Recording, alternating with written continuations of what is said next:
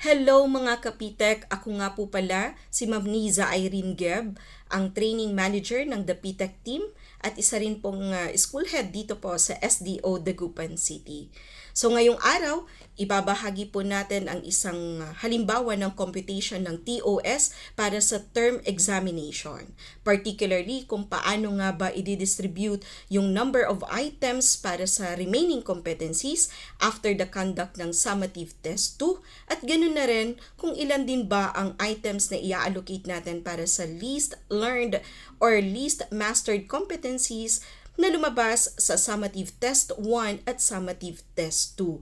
Base po ito sa DepEd Order number 15 series 2026 na kung saan nakasaad po dito sa DepEd Order na ang coverage po ng ating term examination ay mula sa remaining competencies na itinuro or ituturo after the conduct of summative test 2. At ganoon na rin, yung mga least learned competencies po na lumabas po after the conduct naman ng summative test 1 at summative test 2. Paalala lamang mga kapitek na ang ibabahagi po namin na computation para sa TOS ay isang halimbawa lamang or guide lamang. Ang final distribution or ng number of items para sa remaining competencies, ganun na rin yung number of items para sa least learned competencies ay nasa discretion pa rin po ng ating top management at school heads. Lalong-lalo na kung meron pong ibinaba na specific guidelines or direction ang ating division office. Para sa ating TOS computation, gagamitin po natin ang 25-15 na distribution.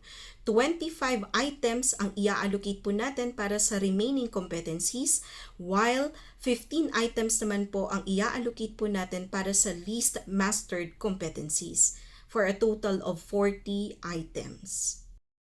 Halimbawa, pagkatapos ng summative test 2, meron pa tayong tatlong remaining competencies. Learning competencies 9, 10, and 11.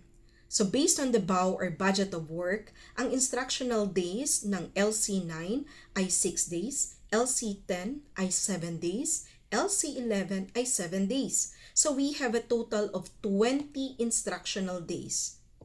To compute the items per competency, gagamitin natin ang formula na number of days allotted for the competency divided by the total instructional days multiplied by the total number of items. For LC9, 6 divided by 20 multiplied by 25 gives us 7.5, which we round off to 8. Approximately, pwede tayong mag-allot ng 7 or 8 items for LC9. For LC10, the computation is 7 divided by 20 multiplied by 25 gives us 8.75, meaning pwede tayong mag-allocate ng 8 or 9 items. For LC11, 7 divided by 20 multiplied by 25 also gives us 8.75, meaning meron din itong 8 or 9 items. To complete the 25 items, pwede nating gawin ang sumusunod na distribution.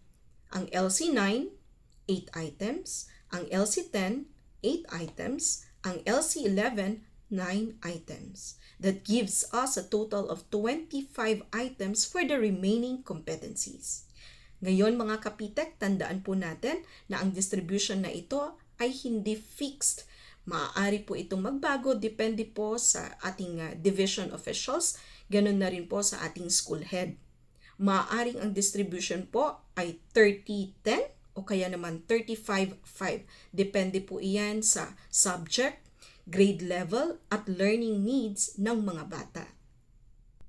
At para naman po sa TOS computation and item distribution ng ating least mastered competencies, abangan niyo po ang part 2 ng ating video. Maraming salamat po!